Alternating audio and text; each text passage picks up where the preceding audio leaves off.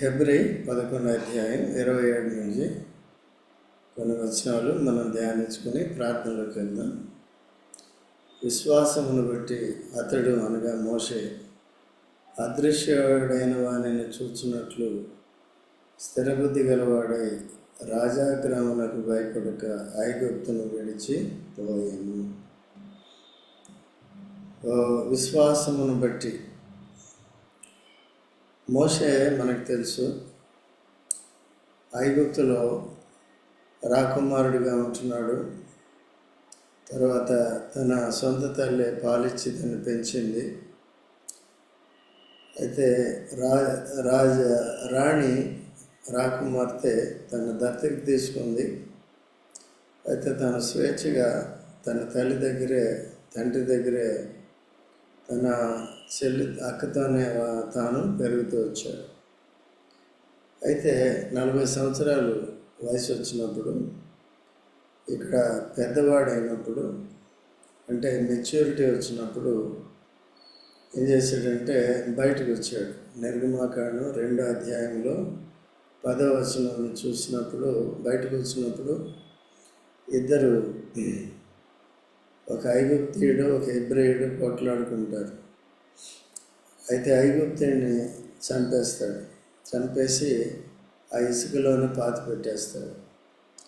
2వ రోజున కూడా బయటకు వెళ్ళి చూసినప్పుడు తన ప్రజలు, అంటే ఇశ్రాయేల్ యొక్క క్షేమం ఎలాగుంది ఐగుప్తులని చూడటానికి వెళ్ళినప్పుడు ఇప్పుడు ఇద్దరు హెబ్రేయులే కొట్లాడుకుంటూ ఉంటారు. వారి మధ్యలోకి వెళ్ళి, మీరు సహోదరులు కదా, ఎందుకు పోట్లాడుకుంటున్నారు అని బుద్ధి చెప్పడానికి చూస్తాడన్నమాట. ఇదే సందర్భం అబ్రహాంకి లోతుకి మధ్యలో, లోతు సేవకులు అబ్రహాం సేవకులకి మధ్యలో కూడా ఇటువంటి పరిస్థితి వచ్చింది. ఆదికాండం 13వ అధ్యాయంలో మనం చూడవచ్చు. అయితే మనం బంధువులం కదా, అయితే మనము ఇట్లా అసమాధానంగా ఉండకూడదు, అనైక్యత కలిగి ఉండకూడదు, పోట్లాడకూడదు, మధ్యలో శత్రువుకి చోటించిన వారిగా ఉంటాము, స్వార్థానికి వెళ్ళకూడదు, శరీరానుసారంగా జీవిస్తే ఆత్మీయత ఉండదు అని తను బుద్ధి చెప్తున్నప్పటికీ కూడా తాను వినలేదు. భూ సంబంధమైన దృష్టి కలిగి తన సేవకులు, లోతు యొక్క సేవకులు, లోతు అబ్రహామును బట్టి ఐశ్వర్యవంతుడయ్యాడు. ఎందుకంటే లోతు యొక్క తండ్రి హారాను చనిపోయిన కారణం చేత తను వెంట పెట్టుకుని వస్తున్నారు. అయినప్పటికీ కృతజ్ఞత లేని వాడై అబ్రహాముకి భయపడక, అబ్రహాముతో సహవాసాన్ని కోరుకొనక, అబ్రహాముకి దేవునితో సహవాసాన్ని కోరుకొనక తన భూ సంబంధమైన దృష్టి కలిగి ఉండి సేవకుల్ని సముదాయించలేదు, సమాధానపరచలేదు. కనుకనే ఇంక ఫైనల్గా ఈయన మార్పు చెందడని తాను ఏం చేశాడంటే, ఇష్టమే, మన ముందు ఇంత భూమి ఉంది కాబట్టి మీ ఇష్టమైన ప్రాంతాన్ని వెనుకో, మొదట నువ్వే తీసుకో, నేను వదిలేసిన దాంట్లో నేను ఉంటాను అని చెప్పాడు. అయితే దాని యోర్దాను పక్కన, యోర్దాను నీళ్లు ఉన్నాయి, అక్కడంతా పచ్చిక ఉంది, తన పశువుల్ని బాగా అక్కడ మేపుకోవచ్చు అనుకున్నాడు. ఆ ప్రాంతంలోకి వెళ్ళి ఉన్నాడు. తర్వాత కొన్ని రోజులకి ఆ యోర్దాను దాటేసి సొదొమ గొమొర్రాలోకి వెళ్ళిపోయాడు. ఎక్కడైతే అపవిత్రమైన ప్రజలు ఉన్నారో, భయంకరమైన పాపం చేసేవారు ఉన్నారు, స్వలింగ సంపర్కులు ఉన్నారు, ఏ దేశం మీద అయితే దేవుని యొక్క ఉగ్రత ఉందో, వేచి ఉందో, ఆ దేశంలోకి వెళ్ళిపోయాడు. దేవునితో సంగతిని కోల్పోయాడు. దేవుని దాసుడైన అబ్రహాముతో సంగతి అని సహవాసాన్ని కోల్పోయాడు. కాబట్టి 2 రకాలుగా కూడా అతడు నిస్సహాయ స్థితిలోకి వెళ్ళిపోయాడు. ఇటువంటి నిర్ణయాలు చాలామంది విశ్వాసుల్లో కూడా చేసుకుంటూ ఉంటారు. లోతు వంటి ఆలోచనలు ఉండి దేవునితోనూ పరిశుద్ధులతోనూ సంబంధ సహవాసాలు కలిగి ఉండాలి, అప్పుడే మనం బలంగా ఉంటాము, ఈ లోకం నమ్మదైంది కాదు అని గుర్తించలేదు. సమాధానంగా ఉండాలి, అనేది కూడా గుర్తించలేదు. సమాధానం లేకపోతే అపవిత్రత అనేది ఉంటుంది. పరిశుద్ధత లేకుండా దేవుని ఎవరు కూడా చూడలేరని మనం హెబ్రీ 12:14 కూడా మనం చూస్తాం. కనుక ఆ విధంగా వెళ్ళాడు. తర్వాత లోతుకి ఏం జరిగింది, అబ్రహాంకి ఏం జరిగిందో మనం చూస్తాం. అబ్రహాము దేవునితోనే ఉన్నాడు, బలిపీఠం కట్టుకున్నాడు మమ్రేలో, హెబ్రోను దగ్గర మమ్రేలో. అక్కడ ఆ కనాను దేశాన్ని అంతటినీ కూడా స్వతంత్రించుకున్నాడు. కనాన్లో అక్కడ ప్రస్తుతానికైతే ఏమి లేదు, అంత బీడుగా ఉంది. ఆ ప్రాంతాన్ని తీసుకున్నాడు. తానైతే పచ్చిక గలది, పైకి పచ్చిక ఉంది. అయితే దేవుని కృప లేదు, దేవుని ఆశీర్వాదము తన మీద లేదు, దేవుని సన్నిధి అంతకంటే లేదు. అలాగే తనంతటి తానే వర్ధిల్లుదాం అనుకున్నాడు. అనుకుని ఆ విధంగా నష్టపోయాడు. తర్వాత తన వెళ్ళిన ఆస్తిపాస్తులన్నీ పోయినాయి.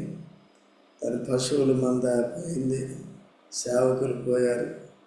తర్వాత వారు మాత్రమే మిగిలారు. లోతు భార్య, 2 కుమార్తెలు ఉన్నారు. వారిని విడిపించడానికి అబ్రహాం చేసిన విజ్ఞాపన బట్టి 2 దేవదూతలు తండ్రి కుమారుడికి కుమార పరిశుద్ధాత్మ గుర్తుగా ఉన్నవారు వెళ్తే అక్కడ కూడా వారి మీద అఘాయిత్యం చేయటానికి ఆ ఊర్లో వాళ్ళు గ్రామస్తులు, అపవిత్రులు, ఆ శరీర ఇచ్చలు వాంఛలు తుచ్చమైన ఇచ్చలు కలిగిన వారు, వాంఛ కలిగిన వారు బలత్కారం చేయకపోతే వారి గుడ్డితనం కలుగు చేసి వారిని బలవంతంగా విడిపించారు. అయినప్పటికీ తాను బయటకు వచ్చి కూడా పవిత్రుడిగా లేడు. ఆ కుమార్తెలు చేయరాని కార్యం చేసి తండ్రికి వారు ఆ విధంగా చెడిపోతూ వచ్చారు వంశం. ఈ తర్వాత మనం ఇక్కడికి వచ్చినప్పుడు అబ్రహాం ద్వారా కనాను, అబ్రహాం సంతతి వచ్చింది, ఇసాకు వచ్చింది, యాకోబు వచ్చాడు. యాకోబు 12 కుమారులు, గోత్రాలు. వారి ద్వారా 70 మంది ఐగుప్తుకు వెళ్ళిపోయారు. వారి ద్వారా విస్తారమైన జనం వచ్చింది యోసేపును బట్టి. కనుక వీళ్ళందరినీ 400 సంవత్సరాల తర్వాత నేను విడిపిస్తానని చెప్పాడు. విడిపించడానికి ఇప్పుడు దేవుడు వెనకుండి పనిచేసిన, అదృశ్యుడైన దేవుడు పనిచేసినప్పటికీ కూడా తన యందు విశ్వాసం ఉంచేవారు, తన శక్తిని ఆశ్రయించి కార్యాలు జరిగించేవారు దేవుడికి కావాలి. కనుక ఆ సమయంలో మోషేని జన్మింపచేసి మోషేను సిద్ధపరిచాడు. మోషే మనని మరణాపాయం నుంచి కూడా విడిపించాడు, నైల్ నదిలో నుండి కూడా విడిపించాడు. విడిపించిన తర్వాత 40 సంవత్సరాల వయసు వచ్చిన తర్వాత తన ప్రజల క్షేమాన్ని చూడగోరాడు. కానీ హత్యతో తన సేవను ఆరంభించాడు. ఇది అపోస్తలుల అపోస్తలుడైన పేతురు కూడా యేసుప్రభుని రోమా సైనికులు పట్టుకోవటానికి వచ్చినప్పుడు మల్కు అనే సైనికుని యొక్క చెవిని తెగ నరికాడు. మన పోరాటం శరీర సంబంధమైనది కాదు, నన్ను నేను కాపాడుకోలేను అనుకుంటున్నావా, నీ కత్తి వరలో పెట్టు అని చెప్పి ఆ మల్కు యొక్క తెగిపోయిన చెవిని తిరిగి అతికి అపాయం నుంచి తప్పించాడు. సో అలాగా మోషే కూడా అలాగే ఆరంభించాడు, పేతురు కూడా అలాగే ఆరంభించాడు. ఆత్మీయ విషయాలు సరిగ్గా తెలియకపోతే వారు కూడా సేవ చేసేస్తే అది ఎవరైనప్పటికీ కూడా అది చెడు ఫలాలు ఫలిస్తుంది. తర్వాత వెర్రితలలు వేస్తుంది, దానికి నష్టం వస్తుంది. అయితే కొన్నిసార్లు అటువంటి ప్రతికూల పరిస్థితులను కూడా దేవుడు అనుకూలపరిచి దాన్ని వంకరదాన్ని తిన్నగా చేసి సరైన విధానంలో కూడా తీసుకురాగలడు. ప్రతి పరిస్థితిని కూడా మార్చగలడు. మోషే ఆ విధంగా హత్య చేసినప్పుడు తర్వాత 2 హెబ్రీయులు పోట్లాడుతున్నప్పుడు వారిని సమాధానపరిచి చూశాడు, కానీ వారు ఆయన అధికారాన్ని ఒప్పుకోలేదు. పౌలు కూడా రాస్తాడు చూడండి, 1 కొరింథీ 7వ అధ్యాయము, 1 కొరింథీ 7వ అధ్యాయంలో ఉంటుంది. దయచేసి చూడండి.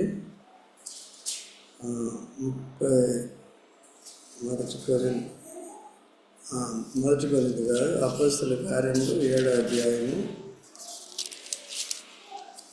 7వ అధ్యాయం దయచేసి చూడండి. 33 నుంచి చదవండి. 35వ వచనం చదవండి. త్వరగా చదవండి ఎవరైనా. అధికారిని గాను తీర్పరిని గాను నిన్ను నియమించిన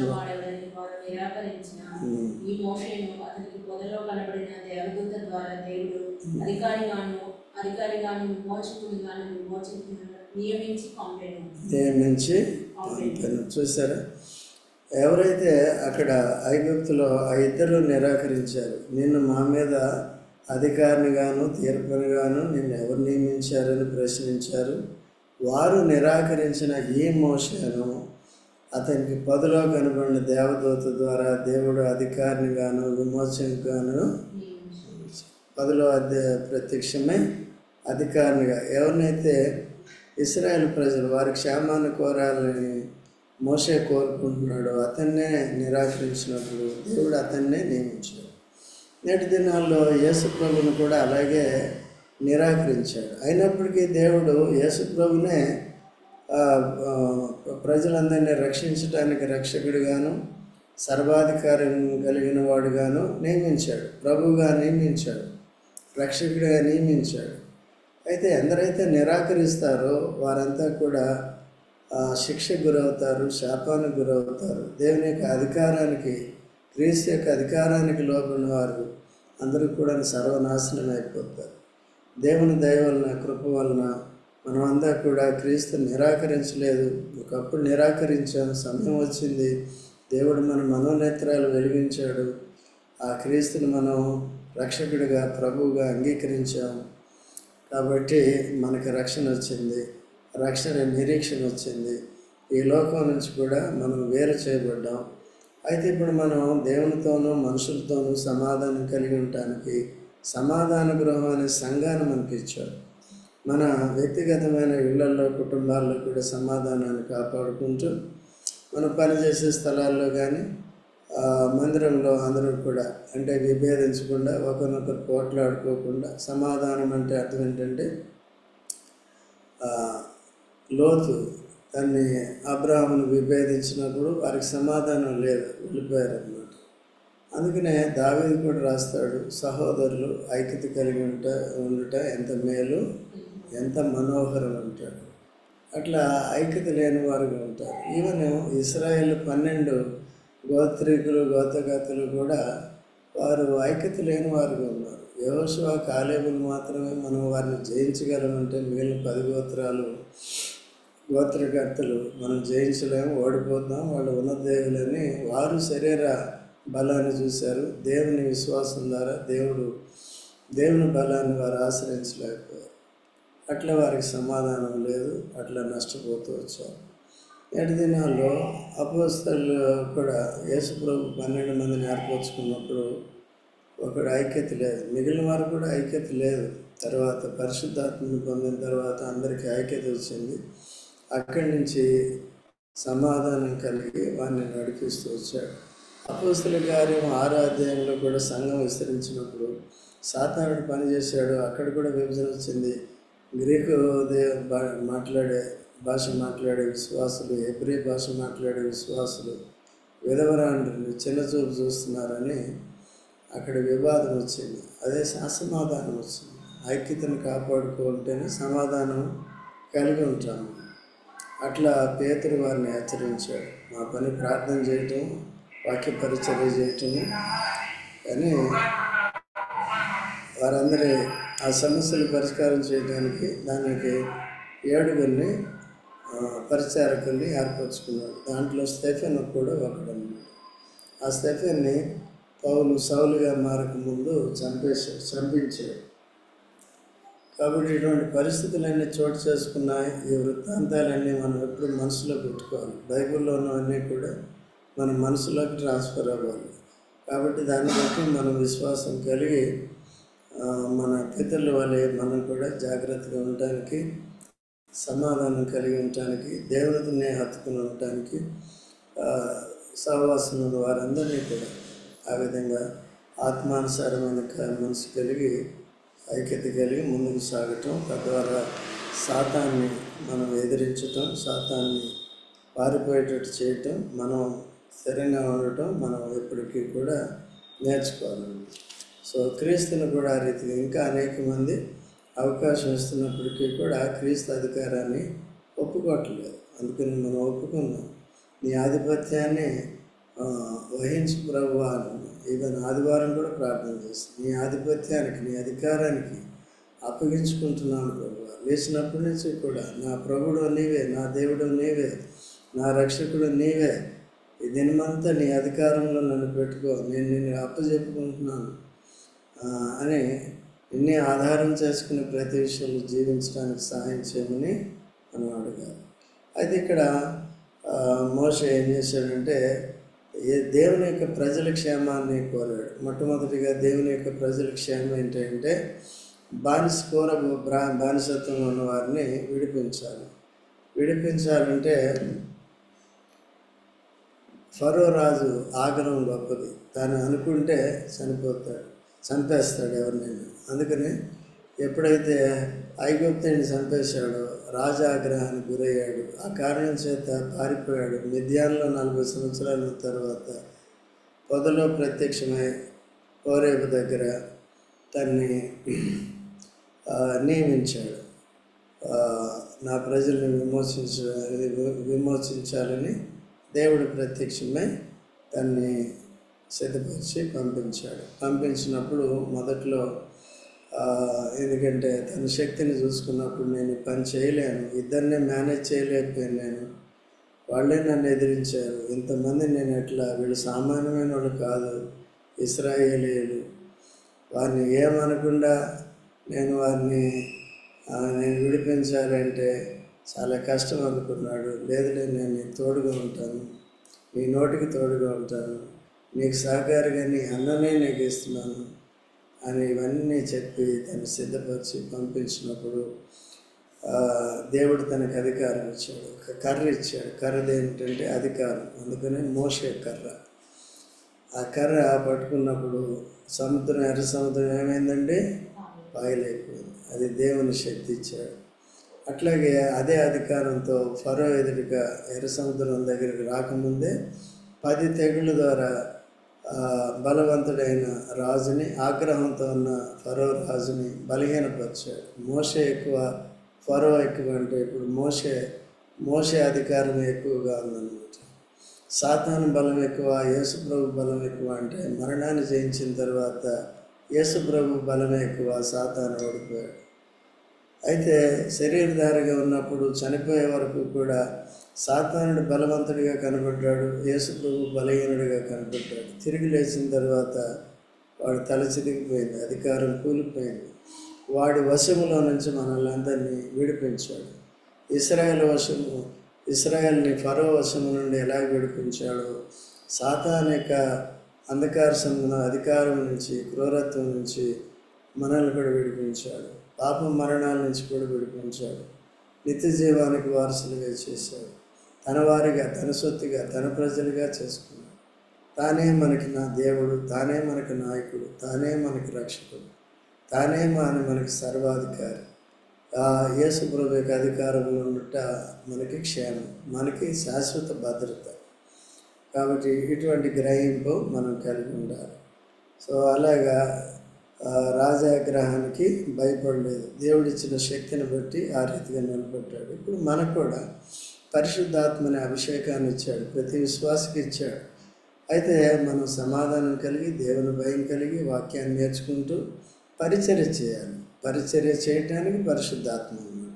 వాక్యం నేర్చుకోవడానికి పరిశుద్ధాత్మ, వాక్యం చెప్పడానికి పరిశుద్ధాత్మ, సువార్త ప్రకటించడానికి పరిశుద్ధాత్మ శక్తి కావాలి. పరిశుద్ధాత్మే మనకు శక్తి ఇస్తాడు, ధైర్యం ఇస్తాడు, జ్ఞానం ఇస్తాడు. ఎవరేంటో కూడా తెలుసుకునే రీతిగా మనకు సహాయపడుతూ ఉంటాడు. అలాగా పరిశుద్ధాత్మ శక్తిని దేవుడు మనకి ఇచ్చాడు. అయితే మనం కాముగా ఉంటే, మన వరకు మనం కాముగా ఉంటే మాత్రం పరిశుద్ధాత్మ ద్వారా దేవుడు మనల్ని వాడుకోడు. కనుక ఎప్పుడు కూడా ప్రార్థించినప్పుడు పరిశుద్ధాత్మ మనలో పనిచేస్తాడు. ఆరాధించినప్పుడు పరిశుద్ధాత్మ మనలో పనిచేస్తాడు. వాక్యాన్ని ప్రకటించినప్పుడు యథార్థంగా సువార్త ప్రకటించినప్పుడు మనలో పనిచేస్తాడు. ప్రభు కొరకు, ఇతరుల క్షేమం కొరకు ఏది చేసినప్పటికీ కూడా పరిశుద్ధాత్మ సహాయం మనకు ఉంటుంది. ఆ సహాయం మనం కోరుకోవాలి. నేను చేసేయగలను ఎప్పుడు కూడా చెప్పుకోకూడదు. అట్లా భయభక్తులతో మనం దేవుని దగ్గర నేర్చుకున్నప్పుడు దైవాత్మ ద్వారా, పరిశుద్ధాత్మ ద్వారా దేవుడు మనకి సహాయం చేస్తూ మనకి విజయం ఇస్తూ నడిపిస్తాడు అన్నమాట. తర్వాత మనం ఎవరికి భయపడవలసిన పని ఉండదు. ఎందుకంటే పరిశుద్ధాత్మ శక్తి లేకపోతే మనం పెరిగివారు. ఎప్పుడైతే పరిశుద్ధాత్మ శక్తి ఉంటుందో ధైర్యం, అపోస్తలులు కూడా అట్లాగే చేశారు. వారు ఆశ్చర్యపడుతూ వచ్చారు, ఇంత ధైర్యం ఎక్కడి నుంచి వచ్చింది వీళ్ళకి? వీళ్ళు పామర్లు కదా, చదువు సంధ్య లేని వాళ్ళు కదా, వీళ్ళు జాలర్లు కదా, కొంతమంది ఏంది ఇట్లా మాట్లాడుతున్నారు, ఇంత ధైర్యంగా మాట్లాడుతున్నారు, యేసునామాన్ని బోధించొద్దంటే బోధిస్తున్నారు, కొట్టినా తిట్టినా ఎంత హింసించినా వదలట్లేదు, మళ్ళీ దెబ్బలు తింటున్నారు, మనం వదిలేస్తే మళ్ళీ మొదలెడుతున్నారు అని ఆశ్చర్యపడ్డారు. అయితే నేటి సంఘము అంత శక్తిని చూపించట్లేదు. అయితే ప్రస్తుతానికి పరిస్థితులు కూడా మారినాయి. ప్రభుత్వాలు ఇవన్నీ కూడా ఇక్కడ ఆర్గనైజ్డ్ సొసైటీ వచ్చింది కనుక, అయినప్పటికీ కూడా మన పని మనం చేసుకుంటూ వెళ్ళిపోవాలి. గిదియోని ఎలా చేశాడో అలా మనం చేసుకోవాలి. అందరికీ కనపడాలి నేను చేసేది అనుకున్నప్పుడు సాతాను పనిచేస్తాడు. నేటి దినాల్లో ఈ సోషల్ మీడియా వచ్చిన తర్వాత అందరికీ భోజనాలు పెట్టారా, అందరికీ కనపడాలి. మనం కూడా పెడతాం, మనం ఓన్లీ మన వాళ్ళ కొరకే పెడతాం, అంతేగాని అందరికీ పెట్టాం, యూట్యూబ్లో పెట్టాం. కాబట్టి తర్వాత అది కూడా అవసరం లేదు కొన్నిసార్లు అట్లా. కాబట్టి ఏది చేసినా, మ్యూజిక్ కొట్టినా ఏది కొట్టినా అందరికీ కనపడాలి. ఇప్పుడు మనలాంటి వాళ్ళు ఈ మ్యూజిక్ లేకుండా ఒక పాట పెట్టామని ఎవరు చూడలేని, మనం తక్కువ వాళ్ళు ఎవరు చూడరు మనం. కాబట్టి దేవుడు తక్కువ వాటి ద్వారానే దేవుడు కార్యాలు చేస్తాడు, కానీ ఎక్కువ వాటి ద్వారా చేయరు. డబ్బును ఆధారం చేసుకుని చేస్తారు, దాన్ని బట్టి చేయరు అన్నమాట. కాబట్టి అవి నానా రకాలుగా ఉంటాయి. తీర్పుల తర్వాత జరుగుతాయి, దాన్ని బట్టి జాగ్రత్తగా ఉండాలి. తర్వాత ఇక్కడ 28వ వచనంలో, తొలిచూలు పిల్లలను నాశనం చేయవాడు ఇశ్రాయేలును ముట్టుకుండు నిమిత్తము అతడి విశ్వాసమును బట్టి పస్కాను రక్త ప్రోక్షణ ఆచారమును ఆచరించు. ఇక్కడ ఐగుప్తులో జ్యేష్ఠ పిల్లలందరూ చనిపోయారు, కానీ ఐగుప్తులో ఉన్న ఇశ్రాయేలు తొలిచూలు సంతానం చనిపోలేదు. కారణం ఏంటంటే వారి గొర్రె పిల్లను వధించి రక్తాన్ని వారి ద్వారబంధాల మీద చిలకరించారు. కాబట్టి ఇశ్రాయేలీయుల్లో మరణం లేదు. అట్లా విశ్వాసం ఉంచాడు. దేవుడు చెప్పిన ప్రతి కట్టడిను పాటించారు కాబట్టి వారు సురక్షితంగా ఉన్నారన్నమాట. మోషే అక్కడి నుంచి నేర్చుకున్నాడు. తర్వాత 29లో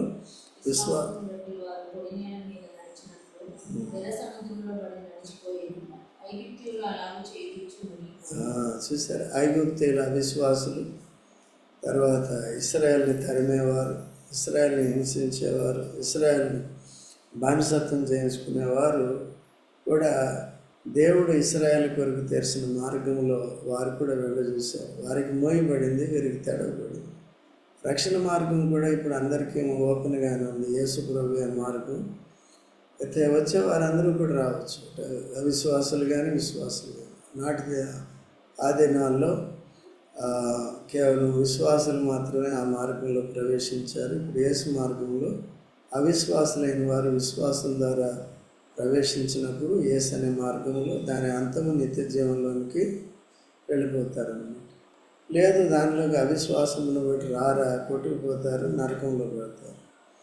తర్వాత వీళ్ళు కూడా అవిశ్వాసులు కూడా దేవుడు ఇశ్రాయేలు కొరకు ఎర్ర సముద్రంలో తెరిచిన ఆ నేలను, సముద్రంలో ఆర్యన్ నేలను చేసినప్పుడు వారు కూడా ప్రవేశించినప్పుడు ఆ సముద్రం తిరిగి కలిసిపోయింది, వారు ఆ ప్రవాహంలో కొట్టుకుని వెళ్ళిపోయారు. సో మనం అలాగా లేకుండా ఈ విషయాలను చాలా జాగ్రత్తగా మనం కలిగి ఉండి ఇటువంటి బోధన మనం మనసులో పెట్టుకుంటూ ఇతరులకు కూడా ఆ రీతిగా మనం బోధించాలి. ఆ ప్రకారం ఇతరుల కొరకు కూడా ప్రార్థన చేయాలి. ప్రార్థనలోకి వెళ్దాం. అంతేనే ఎంతవరకు చదివాం మనం? 29 చెప్పాను కదా. కాబట్టి ఈ మాటలు గుర్తుపెట్టుకుని మనం ప్రార్థన చేద్దాం. అందరూ కూడా ఆ రీతిగా గ్రహించేలాగిన